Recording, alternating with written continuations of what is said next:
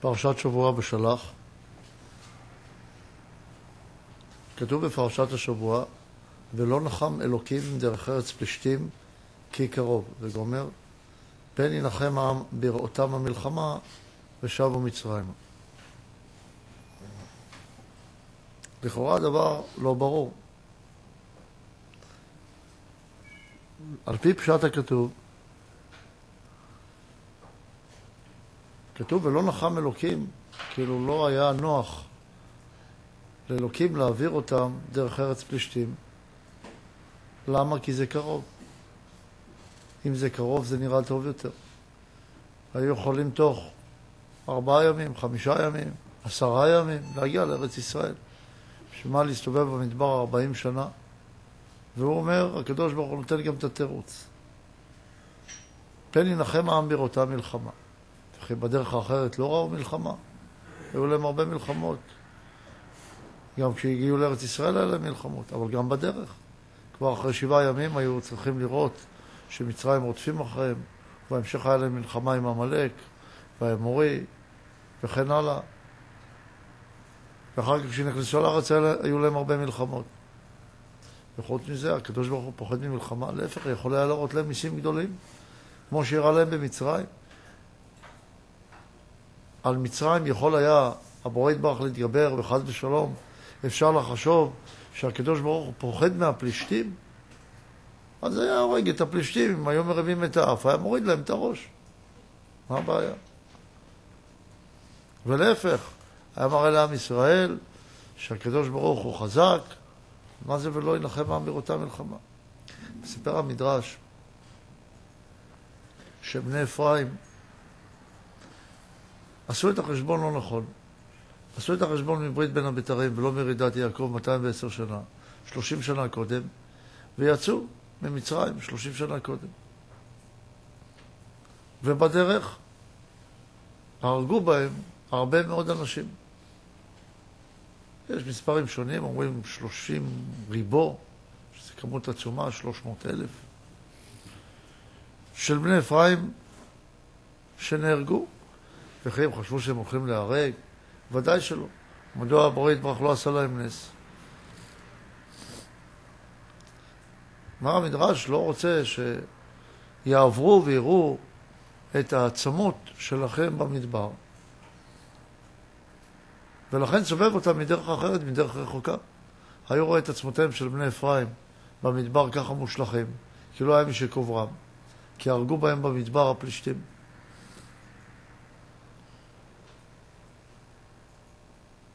ועל כן סיבב אותם בדרך רחוקה, פן ישובו מצרימה, יראו את עצמות אחריהם וישובו מצרימה.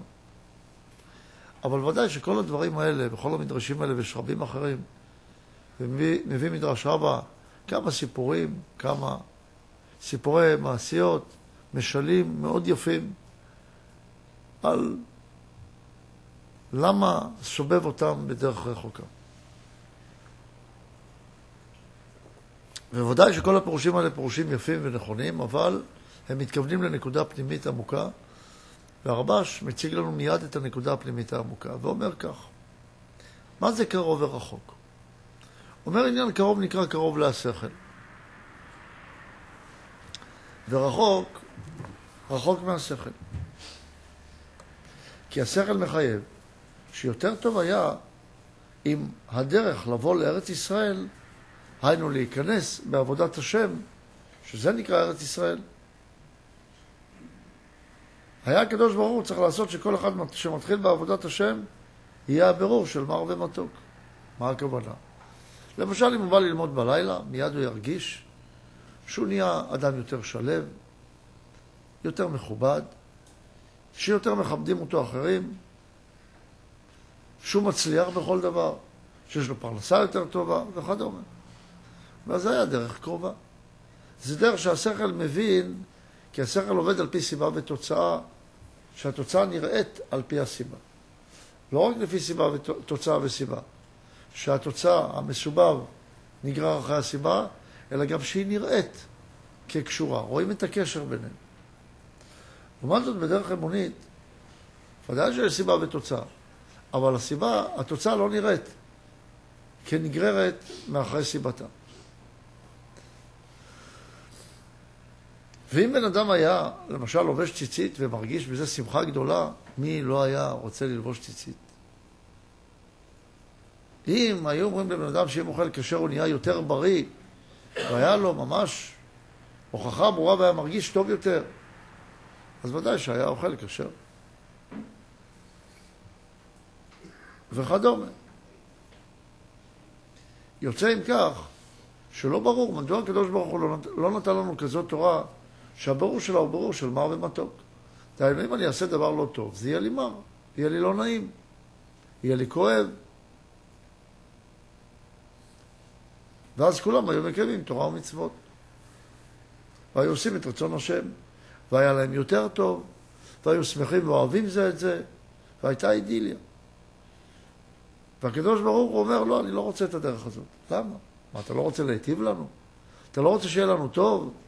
אתה צריך לקחת אותנו בדרך רחוקה, 40 שנה להסתובב בעבודת נפש עצומה וקשה, והרגשה שאתה עושה ונסוג, עושה ולא מצליח, עושה וקשה לך, ובאים עליך מלחמות ונחשים ועקרבים ומרין בישין בדרך, ואתה מרגיש שאתה צריך ללכת נגד כל העולם, וזה לא נעים. וראיתם מה קרה במדבר, נפילות ועליות ונפילות ועליות, וניתן ראש ונשוב מצרימה, ואנשים גדולים, כמו קורח ועדתו, שיוצאים נגד משה רבנו. כל זה הקדוש ברוך הוא רוצה, אומר, זה הדרך שהוא רוצה. לא שניפול בניסיונות, אבל שנילחם בדרך. וגם לא ברור שאומר בראותם מלחמה ושבו מצרימה. הרי בדרך כזו שאנחנו רואים ש40 שנה ללכת במדבר, שאדם לא חש את התועלת שהוא רוצה לחוש מצד מר ומתוק, מצד זה שנעים לו בדרך. הוא לא חש שזה נעים וטוב. וגם אם מדי פעם הוא דג איזושהי נקודה טובה, אז הוא רואה שהוא רק מאמין בזה בשכל ישר, באיזושהי הכרה גבוהה, אבל כשהוא בא לחיות, הוא רואה שעדיין הגוף שלו נמשך לדברים אחרים לגמרי.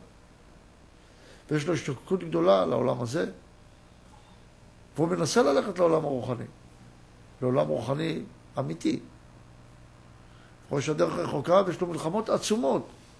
אז מה זאת אומרת בראותם מלחמה? ראינו הרבה אנשים שהלכו בדרך, שהיו לכאורה אנשים חזקים מאוד, וכשהם ראו מלחמה, למשל, על הגאווה שלהם, על העצלות שלהם, וכדומה, היה להם קשה, ונסוגו. ואצל כל אחד זה מגיע בלבושים אחרים. ושבו מצרימה, שבו לעולם החילוני,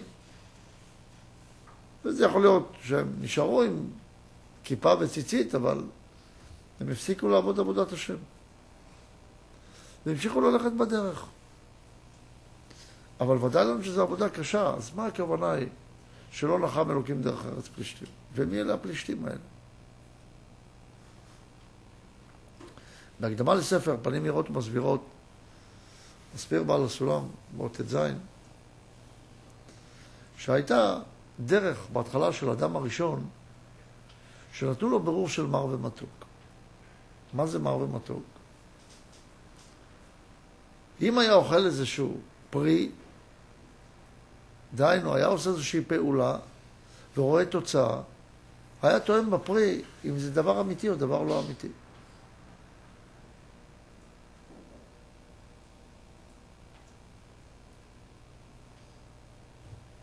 ולאחר שחטא, נסתלקה ממנו התפיסה הזאת על פי הרגש, וכבר לא יכול היה לומר, אבל אני מרגיש שזה אמיתי. כי פתאום נהפך לו הכל. למרות שהיו דברים שהרגיש בהם מבפנים, דבר אמיתי. זה היה דבר שקרי לחלוטין. ולפי זה, כל מי שאומר היום, מי שאומר לכם, אבל אני מרגיש מבפנים שזה אמיתי, תדעו לכם שהוא שקרן. ולמה אנשים רוצים ללמד דרך כזאת? אחר כך מתים במדבר, הפלישתים באים והורגים אותך. זה דרך קרובה. ואנשים רוצים דרך קרובה, ולא נחם אלוקים דרך ארץ פלישתים. למה? כי זה קרוב. זה קרוב להרגשה שלך. ומאז חטא אדם הראשון, אומר בעל הסולם, הזוהר הקדוש, שהדרך הזאת כבר לא קיימת. אין דרך כזאת. אין דרך לתפוס את האמת, דרך זה שאתה מרגיש שזה נכון. אז איך אני אדע מה נכון? אז קודם כל תסכים שעל פי הרגשה אתה כבר לא יכול לתפוס. ואנשים מאוד אוהבים את הרעיון שהם אומרים, מבפנים אני מרגיש שזה אמיתי. ואז הם באים ואומרים להם, אפילו שאתה מרגיש, באים פה למשל לקהילה, שומעים איזשהו הרצאה ואומרים, הרב, אני מרגיש שזה דבר אמיתי. ואומרים להם, את ההרגשה שלך תזרוק לזבל. ההרגשה שלך לא שווה כלום. ומתי צריך לומר את זה? כשהוא אומר שהוא מרגיש שזה אמיתי. לא כשהוא מרגיש שזה לא אמיתי. כשהוא מרגיש שזה לא אמיתי, אז צריך להגיד לו, שיבדוק את זה בצורה אחרת. גם כשהוא מרגיש שזה אמיתי, ובן אדם אוהב אותך רק מצד הרגש, אתה צריך להיזהר ממנו. כי מחר יכולה להתחלף ההרגשה. כי ברגש אין שכל, אין ברור. מחר יכול להיות רגש אחר. ויגיד, אבל אני מרגיש שזה לא זה. מה תגיד? תרגיש אחרת? אבל אני לא מרגיש אחרת. אין מה לעשות עם בן אדם כזה. הרגש פועל עליו, והרגש מוליך אותו. אז למה הוא אומר שדרך קרוב זה קרוב לשכל? הכוונה היא קרוב לסיבה ותוצאה, שהתוצאה מגיעה בעקבות הסיבה והקשר ברור. זה נקרא שכל. אז מה נתן לאדם הראשון במקום הבירור הזה של טוב ורע, של מר ומתוק? נתן לו ברור של אמת ושקר. של אמת ושקר שהוא צריך לבדוק בשכל. בהכרה הגבוהה, בהכרה היא הגבוהה שאתה לא רואה את התוצאה בגוף, אתה לא רואה את התוצאה בהרגשה. אתה רק מבין שזה ככה. על פי סדר הגיוני, שהוא היגיון אלוקי, שהוא היגיון אמוני. ואתה רואה שההיגיון הזה הוא מחויב. למשל, אם אתה אוכל מאכל, שוקולד, והוא מתוק וטעים. אבל הרופא אומר לך שאסור. אומר, זה עושה אותך לא בריא. אבל אתה אומר, אבל זה מתוק לי. מה תעשה? אז אם אתה יודע שבעוד 3 שעות תקבל פריחה בכל הגוף, אם אכלת את התות, ואתה תראה גם כמו תות אחרי שעה, אז אתה פוחד לאכול את התות. אבל אם זה יקרה בעוד 30 שנה, אז אתה אומר, מי יודע מה יהיה עוד 30 שנה? אולי זה בכלל לא ככה. כל יום יוצאים מחקרים אחרים. כמו למשל בסיגריות. כותבים לך על קופסת סיגריות, מחר אתה מת אם אתה ממשיך לעשן. אתה אומר, הרבה דברים כותבים. כי אתה לא מרגיש את זה באופן ישיר. אבל אם אתה מרגיש באופן ישיר, אתה לא קופץ מהחלון. כי ברור לך שאתה הולך להתרסק. דרך השכל, שאתה מבין את זה בהכרה גבוהה, אבל אתה לא מרגיש את זה בגוף. הגוף מרגיש כאן ועכשיו. והשכל תופס מצב רחוק, אבל יש בו סדר הגיוני. כמובן שהשכל הזה בנוי על אמונה, כמו שכל שכל צריך להיות בנוי. אז בהכרה הזאת, בדרך השכל הזאת, נתן להבחין בין אמת ושקר. עכשיו אתה צריך, אחרי שבדקת והסכמת שבשכל אתה בודק מה האמת, עכשיו יש לך עבודה. מה העבודה? להביא את עצמך לאותו מקום שהבנת שהוא אמיתי. ופה זה תלוי בך, אם אתה אדם אמיתי או אדם לא אמיתי. בזה אתה נבחן. אם אחרי שהבנת שאתה חייב ללכת 40 שנה במדבר כדי לבנות את עצמך, ברגע שאין לך בשר לאכול, וברגע שאין לך מים לשתות, וברגע שאין לך חיות, ברגע שאשתך צעקה עליך, ברגע שהבן שלך לא מסכים איתך, מה אז אתה עושה? אז אתה נבחן, כשהגוף שלך זה כל תופעות העולם הזה, לא מסכימות איתך.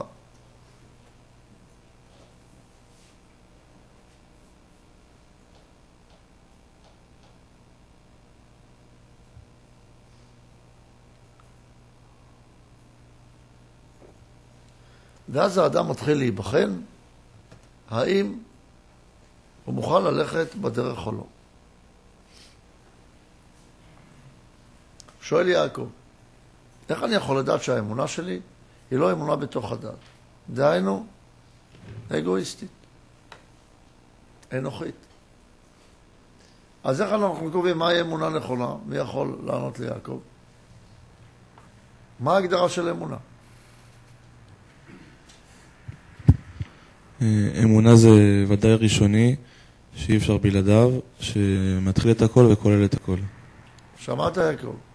ודאי ראשוני, שאי אפשר בלעדיו, שמתחיל את הכל וכולל את הכל. זו האמונה. הוא חייב להיות ודאי ראשוני. כי מה זה אמונה?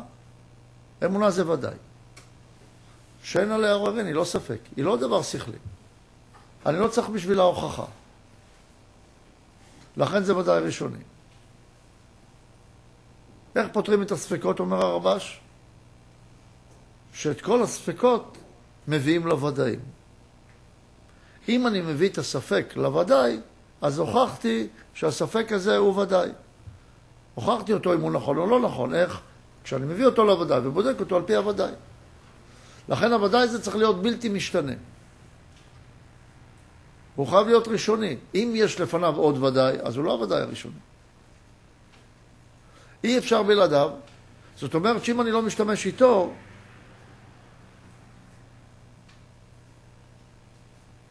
אם אני לא משתמש איתו, אז אני לא יכול להשתמש עם שום דבר. למשל, מי הוא הוודאי הראשוני? הבורא יתברך. אם אין לי אותו, אין לי שום דבר, כי אין התחלה. אם אין התחלה, אין כלום. וההתחלה הזאת היא חייבת להיות ראשונית. אין התחלה אליה. כי אם יש התחלה אליה, היא לא ראשונית. לכן היא חייבת להתחיל את הכל. והיא חייבת גם לכלול את הכל, שכל הפרטים חייבים להיות כלולים בה, ואין שום דבר שיוצא מחוץ אליה. זאת אומרת, שום דבר לא יכול לפעול מחוץ לסיבה הראשונית, כי אז הוא צריך להיות עוד פעם ראשוני. הוא לא יכול להיות ראשוני. לכן הוא חייב להיות כלול בתוכה. וזה רק אמונה בבורא יתברך. ולכן אמונה בבורא יתברך היא מחויבת. כי אם אין סיבה ראשונית, אז אני לא יכול לחיות. כל רגע יכול להיות משהו אחר. לכן הסיבה הראשונית, האמונה בבורא, היא הוודאי הראשוני, היא האמונה. הכל נגזר ממנה. גם הוודאי זה שצריך לאהוב את הבורא, שיהיה אמונה הבית של היהודי. שזה ברור שם כבוד מלכותו לעולם ועד.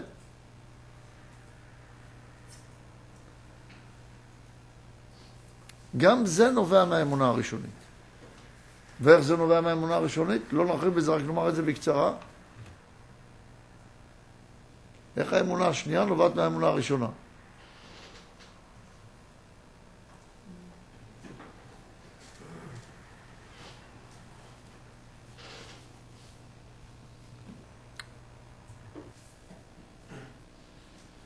מכיוון שהשלמות של הבורא היא דבר שלם, והיא שלמות בלתי תלויה, והשלמות של הנברא היא שלמות תלויה.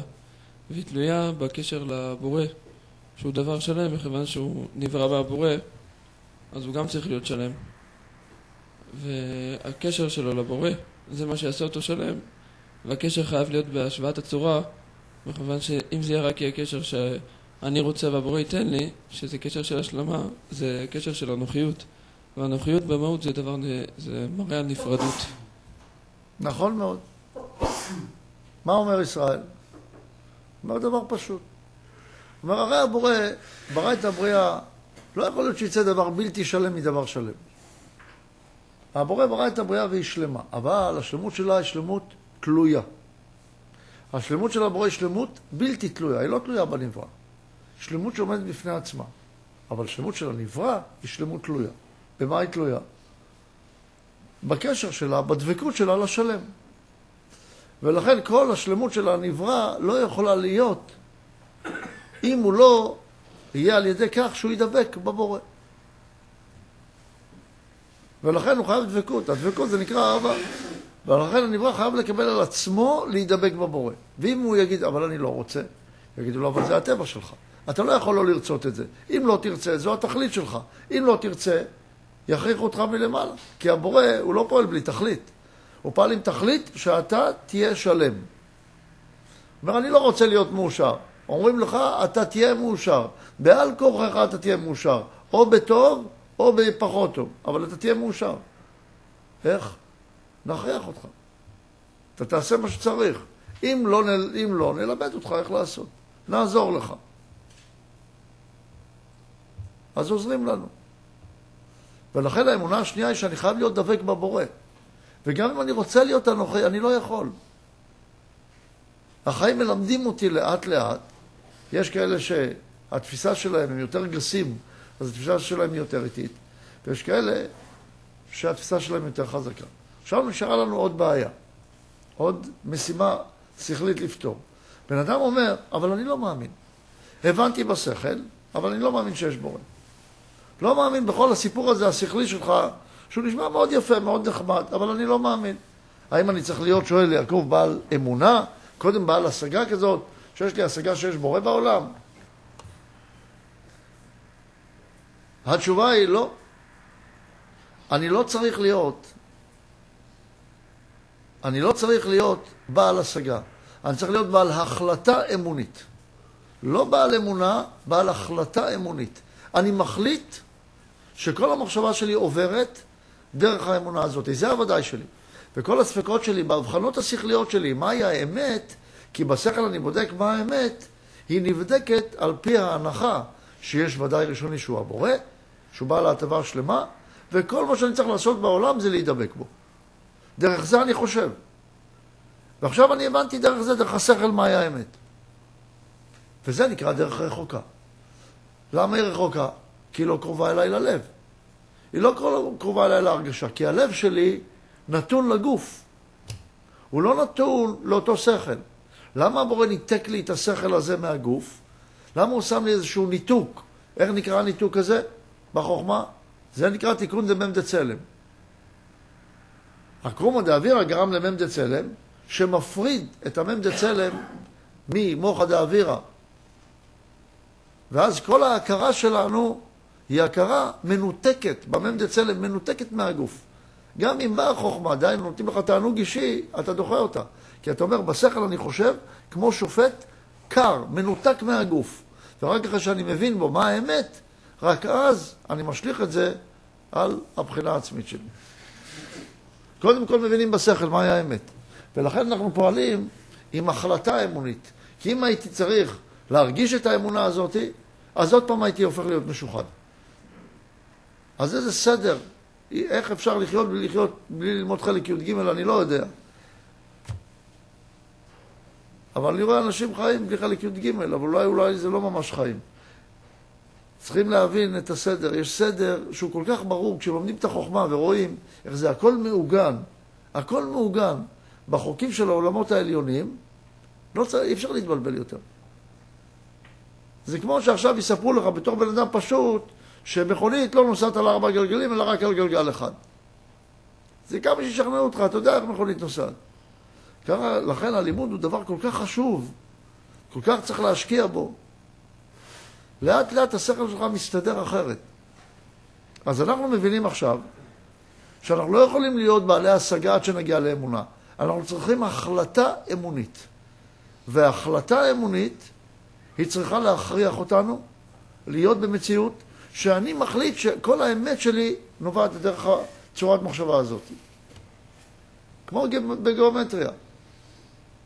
אם החלטתי שדרך 2 נקודות עובר קו ישר אחד, וזה האקסיומה שלי, ויצא לי, ניסיתי להוכיח משהו, ולא יצא לי, יצא לי פתאום שדרך 2 נקודות עוברים 2 קווים. אני מבין שכל מה שהבנתי הוא לא נכון. למשל, אם אני רואה שיש איסורים בעולם, אז אני מבין שתפיסת העולם שלי היא תפיסה לא נכונה. למה? כי הבורא הוא טוב ומיטיב. אז משהו פה לא מסתדר. מה לא מסתדר? התפיסה שלי, את המציאות לא מסתדרת. משהו בדרך, בקשר הלוגי שלי הוא לא נכון. בקשר הלוגי של הגוף שלי, שאיך שהגוף שלי חושב. כי השכל של הגוף, שהוא הלב, חושב לא נכון. ולכן אני צריך ללמד את עצמי, וזה כל העבודה, להסכים ללכת גם במדבר 40 שנה, עד שאני מקבל בינה יציבה, שזה ללכת 40 שנה במדבר, להגיע למדרגת בינה, כדי שאני יודע שאני יכול להיכנס לארץ ישראל. לכן אם הבורא היה נותן ישירות את התענוג בגוף, מה לא היה טוב? למה זה לא טוב? כי לא הייתי יכול להיות בעל אמונה, בעל השגה. לא הייתי יכול להיות אוהב. הדרך הייתה צריכה להיות ניתנת מלמעלה, ואין כפייה ברוחניות. אז למה הם מתו? אפרים זה מלשון פריה. פריה. פריה זה מדרגת חוכמה. אור של מטרת הבריאה. ברגע שאדם רוצה ישירות, או עוד משהו נגיד, פריה שייכת לרצון לקבל לגוף. האם הגוף צריך אותו לעבודת השם או לא? התשובה היא, אם לא משתמשים בגוף לעבודת השם, אז כל מה שמקבלים זה רק את אור הנשמה ולא את האור שגם הגוף יכול למשוך. כשמשתמשים גם עם האור שהגוף יכול למשוך, אז מקבלים אור חוכמה, וזה נקרא אפרים, כמו פורים, שזה אור של גמר תיקון. אם משתמשים רק עם אור הנשמה, זה כמו חנוכה, אי אפשר להשתמש בו ממש. כדי להגיע למדרגת אפרים, קודם כל צריך לתקן, משפיע בעל מנת להשפיע. רק אחר כך אפשר לתקן, מקבל בעל מנת להשפיע. מי שרוצה לתקן, מקבל בעל מנת להשפיע, שזה מה שעשה האדם הראשון, לפני שהיה מוכן לכך, אז הוא נפל. אז על מה הנפילה הגדולה של אפרים? שמטרם שהם עשו את התיקון של ללכת 40 שנה במדבר, דהיינו שוויתרו על האגו שלהם, ויתרו על הרצון לקבל שלהם, ויתרו על העצלות והנוחות שלהם, לפני שעושים את זה, אי אפשר לבוא לנקודה אמיתית של אור החוכמה. אי אפשר לבקש את מטרת הבריאה לפני תיקון הבריאה. זה הסדר של כל הקלקולים, שמבקשים את המטרה לפני ההכנה לקראת המטרה. וההכנה זה דרך רחוקה. היא רחוקה, אבל היא הרבה יותר קרובה. כי הקרובה הזאת היא גרמה לשבירת הכלים, היא גרמה לכך שבני אפרים מתו במדבר. ואז מה יקרה לאדם? מה זה יתנו ראש וישובו מצרימה? מה זה בראותם מלחמה וישובו מצרימה?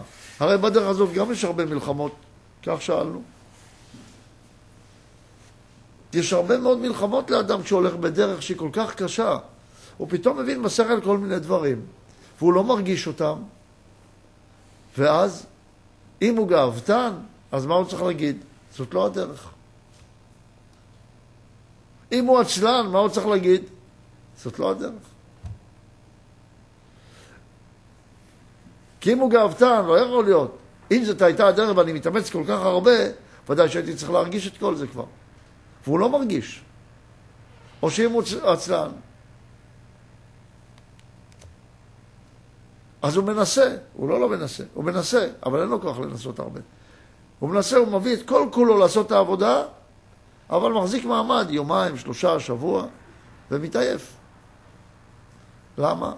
כי לא נותנים לו תענוג מיידי. ואז אין כוח שלא נותנים תענוג מיידי.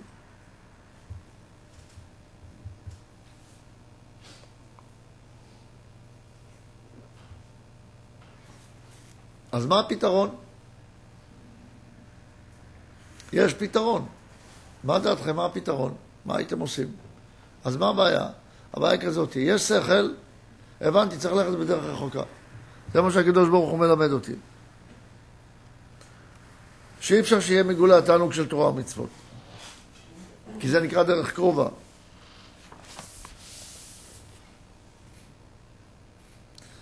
תראו איך הרב"ש מתאר את זה. אומר כך, ולא נחם בראותה מלחמה ושבו מצרימה. כי כשיראו מלחמה, אז יגידו, הלא כל מה שאני עוסק בתורה ומצוות, הוא בכדי שיהיה לי תענוג. ולמה ללכת למלחמה שיהיה לי יותר תענוג? אני מסתפק בזה התענוג הגשמי. מה שאין כן, כשמוליך אותם בדרך רחוקה, היינו שהבירור של תורה ומצוות הוא בבחינת טוב ורע.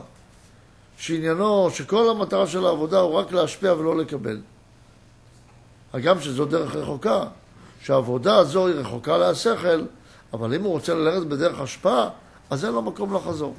כי מי שמתחיל בעבודה הוא יודע שרק על דרך זה יכולים להגיע למטרה.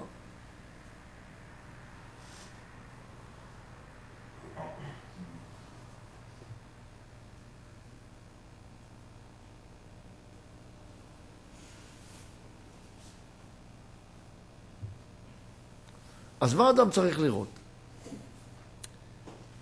יש לו בעיה עכשיו, הוא מבין בשכל שהדרך היא להשפיע וללכת בדרך אמת ולהיות בן אדם ערכי, וכל העבודה שצריך לעשות היא צריכה לעבור דרך המחשבה. אם זה טוב, אם זה מדביק אותי יותר בהשם, זה נכון. אם לא, זה לא נכון. אז מה הוא יעשה? איך הוא יפעל? הוא אומר, אני לא מצליח. זה מלחמה קשה בשבילי. ניסיתי הרבה פעמים, אבל יש לי כל כך הרבה דברים שמפריעים. אני לא יכול. הוא אומר, אני מנסה, לא יכול. אשתי לא מסכימה. הסביבה, הבוס שלי בעבודה לא מסכים. יש לי בעיות אישיות, שאני גם לא יכול לפרט את כולם. וכן הלאה. הוא אומר, אז אולי הדרך הזאת היא רק דרך לאנשים גדולים, זה לא בשבילי. זה לא לעכשיו. אולי זה לעתיד, אני אתקרב לזה לאט לאט, אבל זה לא לעכשיו, לאט לאט. מה בוער? הרי אף אחד לא מגיע בבת אחת, גם משה רבנו לא הגיע בבת אחת. גם משה רבנו רק בגיל 80. בא וגאל את ישראל, הייתה לו התגלות, אז אולי גם יהיה בגיל 80. והרבה תירוצים יש, אז מה בן אדם יעשה? כשהוא רואה שיש לו מלחמה כזו קשה, מה דעתכם? אם אנחנו נדע, אנחנו נעשה? גם לא בטוח. יש הרבה דברים שאנחנו יודעים שצריך לעשות, ואנחנו לא עושים. ויודעים אפילו איך לעשות, ואנחנו לא עושים. חייבים לייצר איזושהי דרך כזאת, שכן תגרום לנו להעביר את הדבר מהשכל ללב. או להכריח את עצמנו לעשות עבודה, עד שזה יגיע ללב. איך צריך להתעקש? כמו שאומר הרבי מקוצק. איך צריך להתעקש? הורידו אותנו למטה בסולם, ולקחו את הסולם. צריכים לקפוץ, עד שיושיטו יד מלמעלה, בלי להתייאש. ועכשיו כבר יש לנו סולם.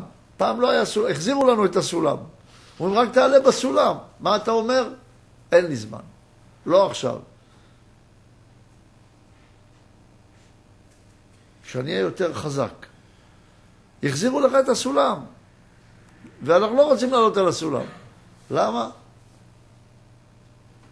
אז מה נעשה כדי שכן נסכים לעלות בסולם? רפי אומר, יעשה חשבון של רווח והפסד ויבוא אליו ודאי. עשה